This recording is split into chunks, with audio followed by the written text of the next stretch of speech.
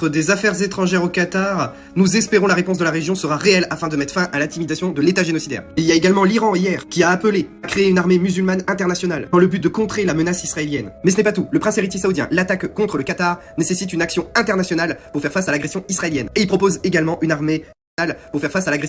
Ça bouge de nouveau au Moyen-Orient. Après que Israël a attaqué de nouveau le Yémen, la Turquie a menacé l'État génocidaire en condamnant ses attaques, notamment celle de Doha au Qatar, et qu'il n'en resterait pas là. De l'autre, le premier ministre des Affaires étrangères au Qatar, nous espérons la réponse de la région sera réelle afin de mettre fin à l'intimidation de l'État génocidaire. Et il y a également l'Iran hier qui a appelé à créer une armée musulmane internationale dans le but de contrer la menace israélienne. Mais ce n'est pas tout. Le prince héritier saoudien, l'attaque contre le Qatar nécessite une action internationale pour faire face à l'agression israélienne. Et il propose également une armée musulmane internationale pour bloquer la menace israélienne de la région. Ça bouge énormément. Nous avons un État génocidaire qui s'attaque en permanence aux autres pays sous prétexte de « il y a des terroristes chez vous donc on tire des missiles balistiques sur vos civils ». Non mais on est où là? Et je vous jure que tous les médias de l'Occident vont les faire passer pour des héros et des victimes. Regardez, le monde musulman est agressif, il nous attaque. Alors que ça fait plus de 2 ans qu'ils les bombardent. Ils ont battu le record de l'armée allemande de 39-45, qui est le plus de pays attaqués sur une année. Ils ont attaqué 7 pays en 1 an. Et je dis bien attaquer. Donc il faut faire exploser cette vidéo pour contrer la propagande médiatique occidentale qui va arriver. Like, partage et abonne-toi. Ça bouge de nouveau au Moyen-Orient. Après que Israël a attaqué de nouveau le Yémen, la Turquie a menacé l'État génocidaire en condamnant ses attaques, notamment celle de Doha au Qatar, et qu'il n'en resterait pas là. De l'autre, le premier ministre des Affaires étrangères au Qatar, nous espérons la réponse de la région sera réelle afin de mettre fin à l'intimidation de l'État génocidaire. Et il y a également l'Iran hier qui a appelé à créer une armée musulmane internationale dans le but de contrer la menace israélienne. Mais ce n'est pas tout. Le prince héritier saoudien, l'attaque contre le Qatar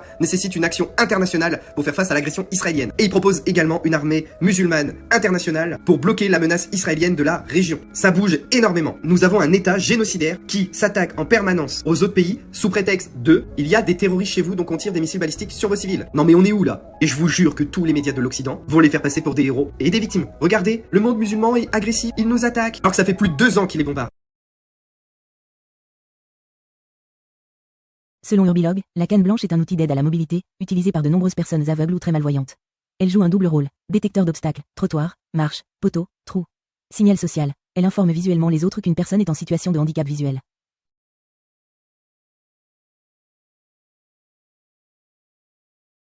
Bonjour à tous, j'espère que vous allez bien. Je vous présente aujourd'hui, nous allons parler de l'Ultracan.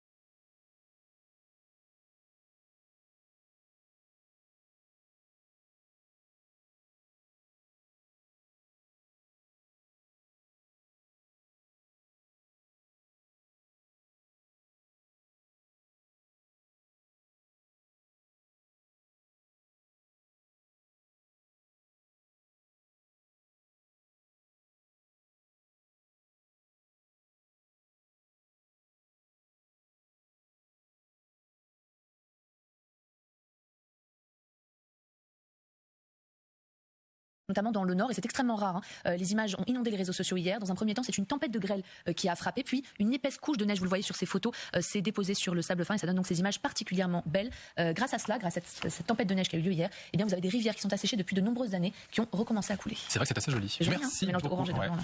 C'est presque romantique. Ouais. Merci, j'annonce. Sandrine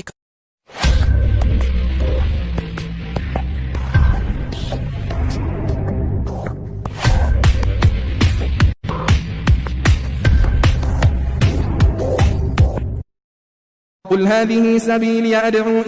sommes pas en Normandie, ni en Bretagne, mais en Arabie Saoudite. Plus précisément, sur le bord de l'autoroute entre Mecca et Médine. Et comme vous pouvez le constater, subhanallah, le paysage est vraiment surprenant. Il y a eu pas mal de pluie ces derniers temps et la végétation est sortie du sol et également sur les montagnes.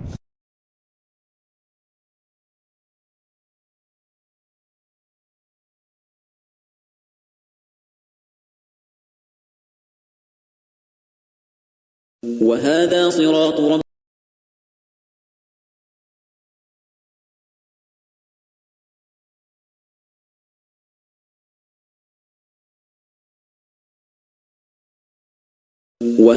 صراط ربك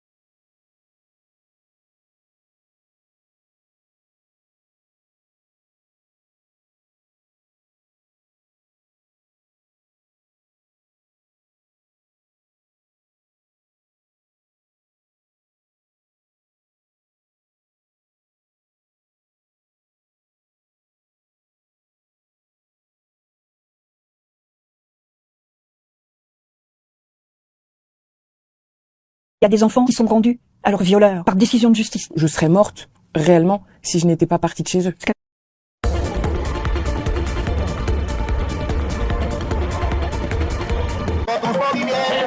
La musique et les chants ne masquent ni la tristesse, ni la colère de ces manifestants. Ils sont venus par centaines dans les rues de Caracas exiger ce jeudi le retour des enfants vénézuéliens retenus aux États-Unis. Nous demandons à l'ONU d'intervenir et de ramener nos petits-enfants, nos neveux et nos filleuls qui ont été kidnappés aux États-Unis.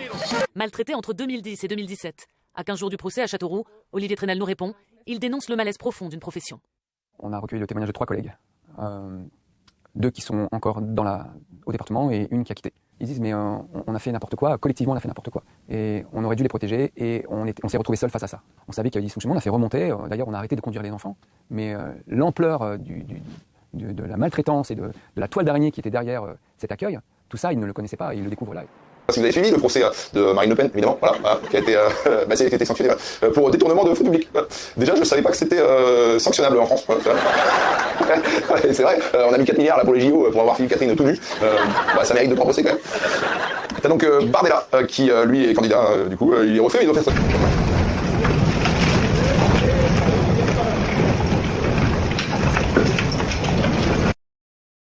Après-midi, il y a une petite dame qui est venue, une grand-mère, à qui j'ai dû annoncer que sa petite fille a été violée à Toulon la semaine dernière, dans les endroits où une petite fille, c'est pas possible de passer à cet âge-là, et que j'ai inscrit au juge, ça n'a pas intéressé encore, et que nous, on a ce que je dis, et c'est pour ça que je suis en colère, et qu'on me dit que je suis outrancier, c'est pour ça que je suis en colère, et qu'on me dit, on a encore, et que nous, on a ce que je dis, là, et que j'ai inscrit au juge, ça n'a pas intéressé encore, et que nous, c'est pas possible de passer à cet âge-là, et que j'ai inscrit au juge, ça n'a pas intéressé encore, et que nous, on a ce que je dis, et c'est pour ça que je suis en colère, et qu'on me dit que je suis outrancier. Les autres confrères, moi ça fait 32 ans que je suis un avocat pénaliste, moi je suis là pour me battre, voilà, je suis qu'un soldat. Je suis un avocat pénaliste. Pendant des années, j'ai défendu des assassins, des tueurs, des escrocs, des députés aussi, des élus. Jamais aucun de mes clients s'est suicidé, c'est jamais arrivé. Jamais aucun de mes clients s'est suicidé, c'est jamais arrivé. Députés aussi, des élus. Jamais aucun de mes clients s'est suicidé, c'est jamais arrivé. Jamais aucun de mes clients s'est suicidé, c'est jamais arrivé. Aucun des parents de mes clients ne s'est suicidé, c'est jamais arrivé. Là, depuis 8 ans que je fais ça, et surtout depuis 3 ans, je suis un cercueil tous les trimestres. Et surtout depuis 3 ans, je suis un cercueil tous les trimestres. Un parent, un enfant, une grand-mère, un père, une petite fille. Ça, et surtout depuis 3 ans, je suis un cercueil tous les trimestres. Un parent, un enfant, une grand-mère, un père, une petite fille. Et c'est pas acceptable. C'est pas acceptable. Le seul droit en France qui tue, c'est l'aide sociale à l'enfance, parce qu'il est livré à l'incompétence totale. Bureau, cet après-midi, il y a une petite dame qui... L'Iran aurait hissé un drapeau noir pour la première fois de son histoire pour déclarer la guerre à Israël. C'est ce qu'on a pu lire partout dans des publications annonçant un embrasement à toute la région de la guerre entre Israël et le Hamas. Alors oui, l'Iran a bien arboré un drapeau noir sur la coupole d'un célèbre mausolée de la deuxième ville du pays, Mashhad.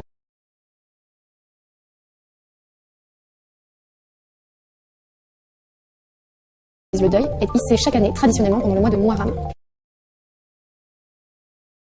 Cette célébration commémore la fondation du chiisme, courant de l'islam omniprésent en Iran. Hors de cette tradition, ce drapeau marque une période exceptionnelle de deuil, ici, en hommage aux Palestiniens tués. Mais c'est un autre drapeau, de couleur rouge cette fois, qui peut signifier en Iran un appel à la vengeance s'il est tissé hors des périodes traditionnelles de fête. C'était organisé par thème, en bloc.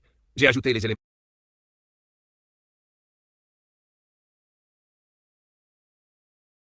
اقرأ كتابك كفى بنفسك اليوم عليك حسيبا. تحدثت في اللقاءات الماضية بتوفيق الله وحوله ومدده عن أهم العلامات الصغرى للساعة، وأعتقد أن جل العلامات التي أخبر عنها رسول رب الأرض والسماوات قد وقعت. بل حين أفتش في العلامات الصغرى أرى أن كل العلامات قد وقعت باستثناء علامات قليلة منها على سبيل المثال ما رواه الإمام مسلم وغيره من حديث أبي هريرة رضي الله عنه أن النبي صلى الله عليه وآله وسلم قال: لا تقوم الساعة حتى يحسر نهر الفرات عن جبل من ذهب فيقتتل عليه الناس، فيقتل من كل 199 ويبقى واحد، فيقول كل واحد منهم لعلي أنا الذي أنجو. وفي رواية أخرى في صحيح مسلم أوصانا الصادق صلى الله عليه وآله وسلم بقوله: فمن حضره منكم فلا يأخذ منه شيئا. ولا شك ولا ريب أن هذا الجبل إنما هو جبل من ذهب حقيقي، وليس كما قال بعض أهل العلم المراد بجبل الذهب هو الذهب الأسود النفط. لا، بل هو ذهب حقيقي. لا أستطيع أن أجزم، وإن كنت قرأت بنفسي بعض الأخبار تؤكد أن الأقمار الاصطناعية قد صورت جبل الذهب في نهر الفرات في العراق، لكني لا أستطيع أن أجزم بذلك حتى يتضح الأمر. ونحن نعيش الآن عصر الاتصالات والمواصلات، وسيظهر كل شيء في حينه، لكن تبقى بعض العلامات التي تكون مقترنة بالعلامات الكبرى كما ذكرت، وسأذكرها في حينها مع العلامات إن شاء الله جل وعلا. لكن تعالوا بنا أيها الإخوة الكرام، أيتها الأخوات الفضليات، لنشرع من الليلة بإذن رب الأرض والسماوات في الحديث عن العلامات الكبرى للساعة. الكبرى، نعم، خلي بالك معها بقى لأنك ستسمع كلاما جديدا جدا عليك. أسأل الله سبحانه وتعالى أن يجعلني وإياكم ممن يستمعون القول فيتبعون أحسنه، أولئك الذين هداهم الله وأولئك هم أولو الألباب. العلامات الكبرى ذكرها الصادق الذي لا ينطق عن الهوى في حديثه الصحيح الذي رواه مسلم من حديث حذيفة ابن أسيد الغفاري رضي الله عنه. خلي بال حضرتك، قال حذيفة: اطلع علينا النبي صلى الله عليه وسلم يوما ونحن نتذاكر. الصحابة في مجلس جميل يتحدثون ويتذاكرون ويتناقشون، لكن في إيه يا ترى؟ في الساعة، في الآخرة. فهؤلاء يعيشون في الدنيا وقلوبهم معلقة بالآخرة، يغرسون ويزرعون ويتاجرون ويبدعون، لكن قلوبهم معلقة بالآخرة، لأنهم يعلمون يقينا أن الدنيا مهما طالت فهي قصيرة، ومهما عظمت فهي حقيرة، وأن الليل مهما طال لا بد من طلوع الفجر، وأن العمر مهما طال لا بد من دخول القبر. فاطلع عليهم سيدنا رسول الله صلى الله عليه وسلم فقال لهم: ما تذاكرون؟ انتم بتتكلموا في ايه؟ بتتناقشوا في ايه؟ فقالوا: نذكر الساعة يا رسول الله، نذكر الساعة يا رسول الله. اسمع بقى ماذا قال عليه الصلاة والسلام. قال، وهو الذي لا ينطق عن الهوى بأبي وأمي وروحي، قال: إنها لن تقوم، يعني الساعة، إنها لن تقوم حتى ترون قبلها 10 آيات. عد معايا كده وخلي بالك. قال: إنها لن تقوم حتى ترون قبلها 10 آيات. فذكر الدخان والدجال والدابة وطلوع الشمس من مغربها ونزول عيسى بن مريم ويأجوج ومأجوج وثلاثة خسوف، خسف بالمشرق وخسف بالمغرب وخسف بجزيرة العرب، وآخر ذلك نار تخرج من قعر عدن تطرد الناس إلى محشرهم. لا والله يا شيخ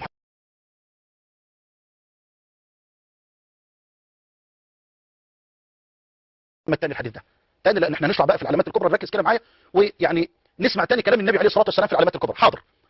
صلى الله وسلم وبارك على الصادق الذي لا ينطق عن الهوى. بتتناقشوا في ايه؟ بتتكلموا في ايه؟ قالوا في الساعه. قال: لا لا لا، الساعه مش هتقوم، القيامه مش هتقوم، لن تقوم القيامه الا بعد 10 آيات. ايه هم بقى؟ قال، فذكر عليه الصلاه والسلام الدخان، هنعرف يعني ايه الدخان، والدجال والدابه وطلوع الشمس من مغربها ونزول عيسى بن مريم ويأجوج ومأجوج وثلاثة خسوف، خسف بالمشرق وخسف بالمغرب وخسف بجزيرة العرب. قال: وآخر ذلك، يعني وآخر هذه العلامات، نار تخرج من اليمن، وفي لفظ من قعر عدن تطرد الناس إلى محشرهم. اللهم نجنا وإياكم من الفتن ما ظهر منها وما بطن. طيب تعالى يا ترى هتتكلم الليلة دي عن إيه في هذه العلامات الكبرى؟ الحقيقة في صحيح مسلم من حديث حذيفة بن أسيد الغفاري رضي الله عنه أيضا وردت العلامات الكبرى بغير هذا الترتيب، وردت العلامات الكبرى بغير هذا الترتيب. فالترتيب في حديث سيدنا رسول الله صلى الله عليه وسلم ليس المقصود منه أن العلامات ستقع بهذا الترتيب، لأن أحاديث أخرى صحيحة قد ثبتت عنه صلى الله عليه وسلم بغير هذا الترتيب الذي ورد في رواية حذيفة بن أسيد الغفاري في صحيح مسلم. وبعد الجمع بين كل الروايات والترجيح يتبين لنا كما قال الحافظ ابن حجر رحمه الله تعالى وغيره من أهل العلم أن خروج الدجال هو أول العلامات أو Ouais. Nous, ce qu'on fait, on a une autorisation. Beaucoup de gens n'ont pas les moyens d'acheter de la viande. Ouais. Nous, ce qu'on fait, on a une autorisation d'État qui nous permet de récupérer des corps à la morgue et d'en faire de la viande pour les plus démunis. Des corps de quoi? De personnes décédées malheureusement. Oh, t'es dans un sale délire toi en fait. Tu vas donner à manger des êtres humains à des êtres humains en fait. Ouais. Donner des corps humains, tu crois que c'est... on a une autorisation de l'État pour les 10 prochaines années. T'es un ouf toi. Bah pourquoi? Mais attends, tu te rends compte de ce que tu dis là en fait? Bah oui, c'est mon métier, je sais ce que je fais. En péruvien, on a appelé ça bulitatama, ça veut dire mange tes morts. D'accord, bah je vais te laisser dans ton délire. Parce que c'est pas le mien, j'ai pas me faire bouffer moi. Beaucoup de gens n'ont pas les moyens d'acheter de la viande. Ouais. Pas au courant que quand la banque te prête de l'argent, en fait, elle l'a pas vraiment. C'est elle qui le crée toute pièce. Je sais que ça paraît dingue, mais l'argent, il existait pas avant que tu fasses le prêt. Quand t'achètes un bien immobilier, t'empruntes de l'argent à personne en réalité. C'est-à-dire que pour vulgariser, en fait, c'est la banque, elle appuie sur un bouton, ça crée cet argent, ça crée cette somme sur ton compte. Et lorsque t'as remboursé totalement ton crédit, bah en fait, cet argent-là, il a totalement disparu du système. Donc je parle du capital, hein, pas des intérêts. Les intérêts, ils restent bien réels, ils vont directement dans la poche de la banque. Donc si tu pensais que cet argent était du vrai, bah, désolé de te décevoir, mais en réalité, juste une écriture comptable, voilà, complètement virtuelle, créée grâce à une ligne de code par la banque. Ce qu'on appelle la monnaie scripturale. Attention, les banques peuvent pas créer autant d'argent qu'elles le veulent, hein, il y a des règles bien précises, bien strictes à respecter. Faut qu'elle ait des réserves obligatoires, faut qu'elle respecte des... Avec déjà des forces encore dominées par la monarchie absolue et la religion d'État, les loges furent donc à la fois un havre de tolérance et une école de la démocratie, avec déjà des fondements égalitaires pour les institutions qui en étaient la source. On y retrouvait les écrivains les plus célèbres, de Montesquieu à Voltaire, qui, si j'ai bien compris, a été initié tardivement, mais c'était le fruit d'une longue réflexion qui devait le conduire forcément à ce choix. La maçonnerie, et ça m'a été là aussi confirmé, n'a pas fait la Révolution française, mais elle l'a préparée. Beaucoup de maçons furent ensuite à la fois des artisans des grands textes de la Révolution française, mais également des victimes, des déchirements des temps, des purges de la terreur, l'embrigadement de l'Empire, la répression de la Restauration. Tout au long du XIXe siècle, les maçons se battent pour l'avènement de la République. C'est l'époque où, en 1848, Victor Schœlcher fait adopter l'abolition de l'esclavage sur le sol de la République française, et où, en 1870, Adolphe Crémieux fait des Juifs d'Algérie des citoyens français à part entière. En 1914 ont été réfléchis et travaillés dans les loges. L'autorisation des syndicats, le droit d'association, la liberté de la presse ont été autant de progrès d'abord soutenus par les francs-maçons. Puis le grand combat pour la laïcité. Les francs-maçons ont toujours été à l'avant-garde pour affirmer la neutralité de la République, pour établir une école débarrassée des influences extérieures, pour demander la séparation des églises et de l'État, et pour que soit pleinement reconnu pour les citoyens le droit de croire ou de ne pas croire. Il est très important de revenir, là aussi, au texte fondateur, de reprendre l'esprit qui était celui des législateurs de 1905, pour bien savoir ce que nous avons à faire aujourd'hui. Et quand on m'a demandé s'il fallait faire d'autres lois sur la laïcité, j'ai tout simplement dit qu'il suffisait d'appliquer strictement, fermement, l'esprit des lois et la lettre des lois de 1905. Quand on m'a demandé s'il fallait faire ou de ne pas croire, pour affirmer la neutralité de la franc-maçon. Puis le grand combat pour la laïcité. Les francs-maçons ont toujours été à l'avant-garde pour affirmer la neutralité de la République, pour établir une école débarrassée des influences extérieures, pour demander la séparation des églises et de l'État, et pour que soit pleinement reconnu pour les citoyens le droit de croire ou de ne pas croire. Il est très important de revenir, là aussi, au texte fondateur, de reprendre l'esprit qui était celui des législateurs de 1905, pour bien savoir ce que nous avons à faire aujourd'hui. Et quand on m'a demandé s'il fallait faire d'autres lois sur la laïcité, j'ai tout simplement dit qu'il suffisait d'appliquer strictement, fermement, l'esprit des lois et la lettre des lois de 1905. Je n'oublie pas non plus combien la maçonnerie a été aussi un pont entre les peuples, avec des grandes figures universalistes, Auguste Bartholdi, qui a donné son visage à l'idéal de liberté des États-Unis, il faut le dire en ce moment, car je ne suis pas sûr que tous l'aient forcément bien compris et bien apprécié, ou encore Léon Bourgeois, le pionnier de la Société des Nations, il faut le dire aussi, car au moment où les Nations Unies, qui sont inspirées par la Société des Nations, ses échecs comme ses grandeurs, au moment où les Nations Unies sont elles-mêmes remises en cause, contestées dans l'affirmation du droit international, dans la justice qui en est la conséquence, et dans la capacité des institutions internationales à pouvoir intervenir sur les grands sujets du monde, nous devons rappeler, là encore, quelle est l'inspiration. Enfin, les francs-maçons ont été les promoteurs de la République sociale. Je salue ici l'œuvre de Jean Zay, réformateur de l'école, défenseur de la culture, des arts et des sciences. Je retrouvais dans le musée une coupure de presse le matin, qui, en même temps qu'il annonçait... Voilà à quoi ressemblent les inégalités de richesse en France. Disons que ce grain de riz représente 1000 €. Dans ma main, j'en ai mis 180 pour obtenir le patrimoine médian des Français, 180 000 €. Si on divise la population française en deux, la moitié d'entre nous possède moins de 180 000 € et l'autre moitié possède plus, voire beaucoup plus. J'ai devant moi 1 million d'euros. Avec cette somme, je pourrais acheter ces 25 Tesla. Mais qui veut encore acheter une Tesla aujourd'hui? On arrive maintenant aux 100 millions d'euros. Avec un tel patrimoine, vous appartenez au club des ultra riches. Et le plus riche d'entre eux, Bernard Arnault, il possède tout ça, 200 milliards d'euros. Avec sa fortune, il pourrait acheter tous les logements d'une ville entière, comme Lyon ou Marseille. Oh waouh, c'est complètement dingue. Et attendez, quand on additionne la fortune des 500 personnes les plus riches de France, on arrive à la somme astronomique de 1200 milliards d'euros. C'est autant que ce que possèdent les 2/3 des Français les moins riches. C'est fou. 500 personnes possèdent autant que 40 millions de Français. Et vous savez c'est quoi la meilleure? Vous payez plus d'impôts qu'eux. Et oui, quand on prend l'ensemble des prélèvements obligatoires, les ultra riches payent 27% de leurs revenus en impôts, alors que pour les classes moyennes, c'est 52%. C'est injuste, mais c'est aussi absurde. Hop, l'écoutez pas celui-là, il raconte n'importe quoi. Non, les vrais problèmes de la France, c'est le wokisme, les féministes, les éco-terroristes, les femmes voilées, les personnes LGBT et les immigrés, bien sûr.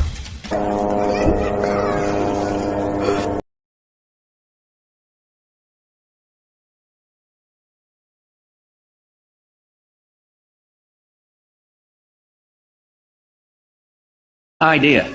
A new world order. On ira ensemble vers ce nouvel ordre mondial. Et personne, je dis bien, personne ne pourra s'y opposer. On peut imaginer, rêver de Jérusalem devenant capitale de la planète, qui sera un jour unifiée autour d'un gouvernement mondial. C'est un joli lieu pour un gouvernement mondial. Et la transformation de l'Europe autour d'une vision partagée est la condition d'un nouvel ordre mondial plus stable, apaisant les rivalités des puissances. Il est temps de travailler ensemble à l'avènement d'un nouvel ordre mondial. Y aura-t-il un nouvel ordre mondial après cette crise? Ce qu'il faut éviter, c'est qu'après la crise, on considère que nous avons vécu une parenthèse, et qu'après la crise, on soit victime d'amnésie, et que tout reparte comme avant. Ça, It is a big idea.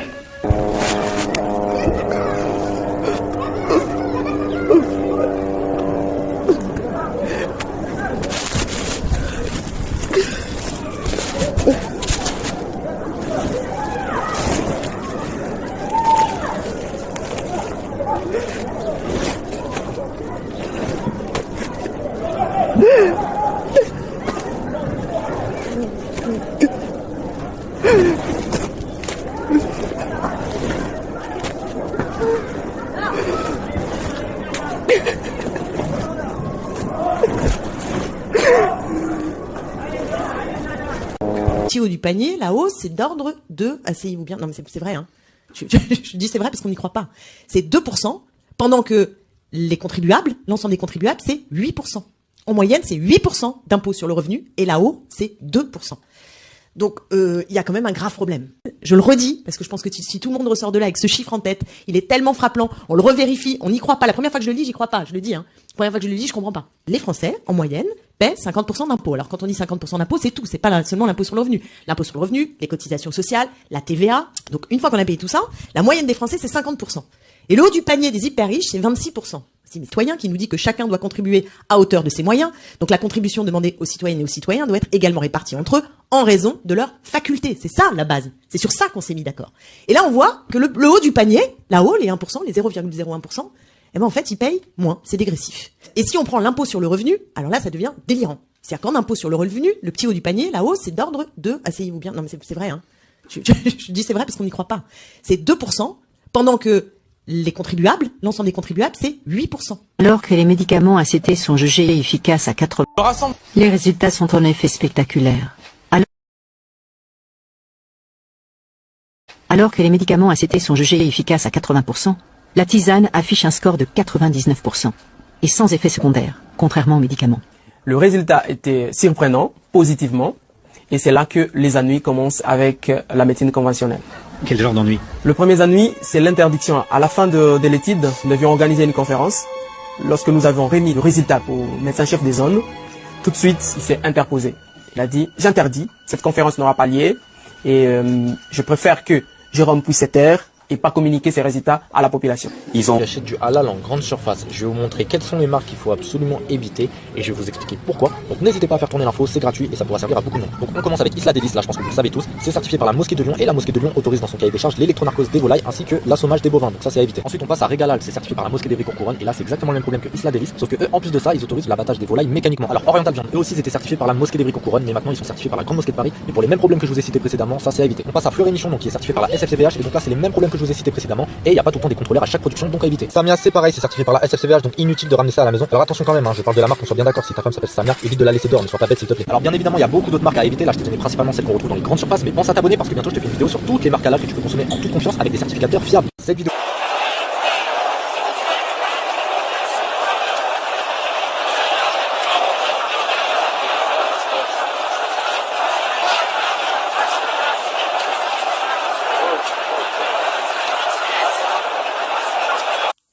c'est horrible. On peut décemment pas manger des résidus de cadavres humains éventuels, même ne serait-ce que éventuels, et juste se soucier de la traçabilité. Moi je m'en fous. Déjà, on peut pas savoir d'où ils viennent, quel type de lécithine, quel genre de produit c'est. Est-ce que ça vient d'humain, ou est-ce que ça vient de porc, ou est-ce que ça vient de poulet? Conseil pour un... D'accord? Conseil pour un régime halal. Vérifiez les étiquettes. Privilégiez les soit de peut-être produites par des procédés fines de ce que nous mettons dans nos assiettes. Voilà. Voilà. Vous avez vu ça là? Ok. D'accord? Plume de volaille. D'accord. Nous continuons. Attention, même si la lécithine peut être produite par des procédés de mange, souvent à poser. Les produits transformés concernant de la farine, donc les pâtes alimentaires industrielles dans certains cas, produits à base de semoule de blé, des nouilles instantanées. D'ailleurs de ça j'en mange plus parce que franchement il y a eu trop de problèmes dernièrement, trop de produits rappelés. Nouilles instantanées, origine problématique, soit de porc, couenne, poil, d'accord, cheveux humains, souvent récupérés dans les salons de coiffure, parfois en Asie. Plumes de volaille ou production par fermentation microbienne.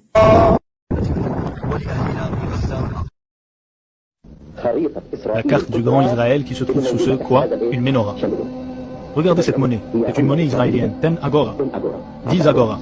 Elle est en circulation. Dessus, il y a une carte. Cette carte, c'est toute la Palestine, tout le Liban, toute la Jordanie, la moitié de la Syrie, un tiers de l'Irak, la moitié du Sinaï, le tiers de l'Arabie Saoudite. Ne disent-ils pas que Jérusalem est la capitale éternelle d'Israël, le grand Israël? Ceux qui disent à son propos, ceci est ta terre, ô Israël, du Nil à l'Euphrate. Quel est le projet de Baker? Le projet américain. Israël. Il dit non. Israël dit non à la conférence internationale, et non au droit à l'autodétermination du peuple palestinien, et non à un État palestinien indépendant, et non à Jérusalem, ou à son partage, et que Jérusalem est la capitale éternelle d'Israël. Vous avez vu Jordan, la racaille n'est pas toujours là où on pense. Paris. Ce sont peut-être les derniers jours qu'ils vivent dans cette maison, un bien qu'ils ont décidé de donner à leur fille adoptive. Mais au moment de réaliser l'acte chez le notaire, ce dernier oublie d'inscrire leur droit de continuer d'y vivre, leur fille en profite et demande leur expulsion. Tous les jours je pleure. Quand je pense qu'on va nous mettre dans la rue, comme des chiens. Atteint par la maladie, le couple marié depuis 63 ans craint le pire, devoir quitter cette maison, fruit du travail de toute une vie. On veut rester ici chez nous et on s'en ira pas. Moi, s'ils veulent me faire partir, je reviendrai là, devant la porte, et je ferai la grève à la fin. Malgré la procédure d'expulsion, rien n'est encore joué, l'avocat du couple veut plaider l'ingratitude de la fille d'Ivéani. Ce que je demandais, c'est l'annulation de la donation qui lui a été consentie il y a quelques années pour ingratitude. Il n'est pas possible sur le plan humain d'accepter qu'une jeune fille qui a été dotée s'amuse avec des parents de 87 ans malades, gravement malades, s'amuse à les expulser. Annick à te détester, à t'auto-saboter. Le corps, c'est une MN devant Dieu.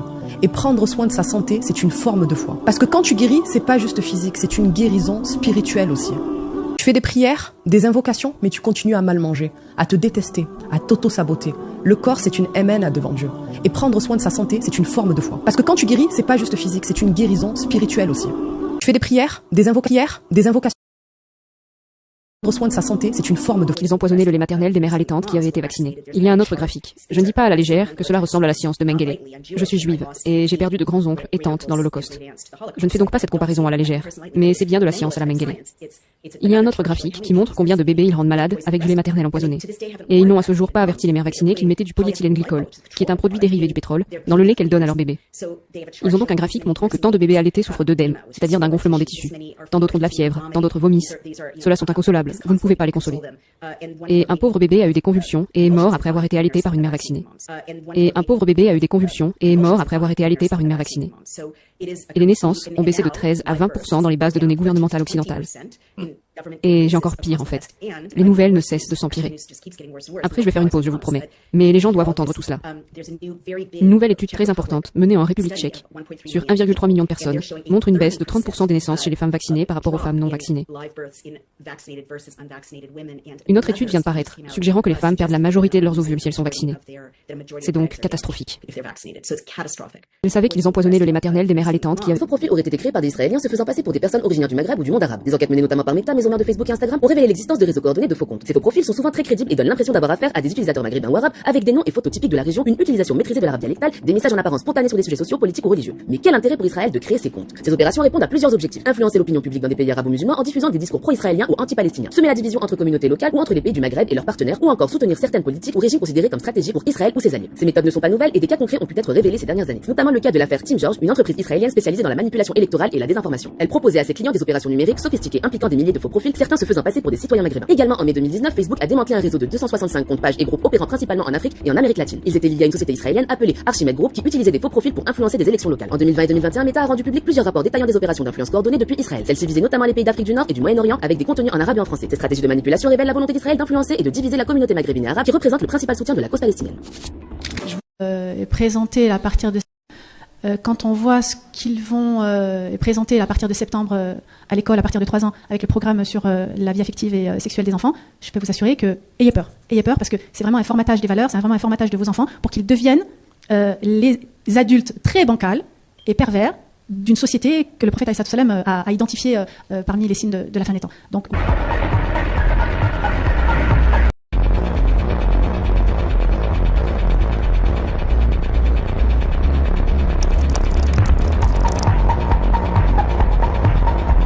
ces images et par la situation et par tous ces drames humains.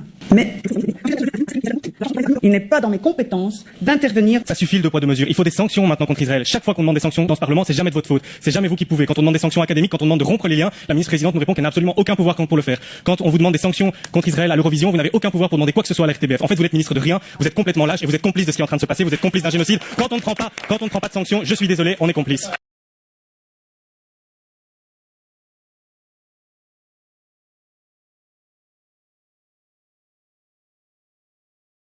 Ne se lèvera pas avant que l'Euphrate ne laisse apparaître une montagne d'or pour laquelle les gens s'entretueront. De chaque centaine, 99 seront tués et chaque homme parmi eux dira « J'espère être celui qui sera épargné ». Aujourd'hui, l'Euphrate est quasiment complètement sec. C'est l'un des fleuves les plus importants du Moyen-Orient. Il passe par la Turquie, J'étais surpris et inquiet. Oui, chez les jeunes hommes. Pas épargné. Dans une autre version, il a dit l'Euphrate est Passé de 500 morts au Canada. Ce qui m'intéresse beaucoup, c'est qu'est-ce que vous savez quelle est la cause n'en prennent rien. Il faut savoir qu'aujourd'hui, l'Euphrate est quasiment complètement sec. C'est l'un des fleuves les plus importants du Moyen-Orient. Aujourd'hui, la montagne d'or de l'Euphrate n'a pas encore été découverte. Et dis-toi que ces vidéos ont été filmées au Myanmar, en Birmanie. Et ces gens courent pour miner du jade en espérant devenir riches. Et malheureusement, plusieurs centaines de morts sont à déplorer chaque année. Imagine-toi ce qu'il se passera lorsque la montagne d'or de l'Euphrate apparaîtra. Les signes, ils ont trouvé de l'or dans le fleuve de l'Euphrate. Mais le problème, c'est que c'est un signe de la fin du pic. Dans ces vidéos, on peut voir des Syriens survivre à l'Euphrate afin de même avoir trouvé de l'or. Ces vidéos accumulent plusieurs. Il s'agit d'un des derniers signes mineurs de la vie. L'heure ne se lèvera pas avant que l'Euphrate ne laisse apparaître une montagne d'or pour laquelle les trouver de l'or dans le fleuve.